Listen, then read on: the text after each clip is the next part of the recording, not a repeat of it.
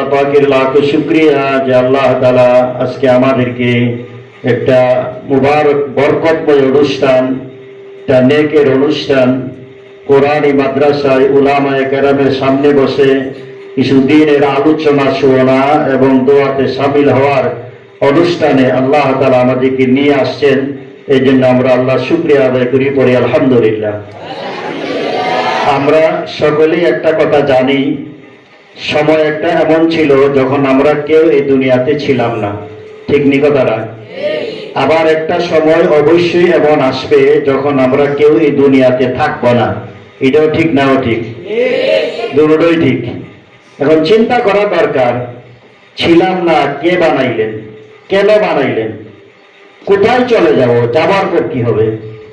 আল্লাহ তাআলা যাদেরকে সামান্যতম বিবেক বুদ্ধিও দিয়েছেন তাদের সকলেরই এই কথাটা চিন্তা করা দরকার। ব্যাপারটা কি, তা কেন বানাইলো, কে বানাইলো?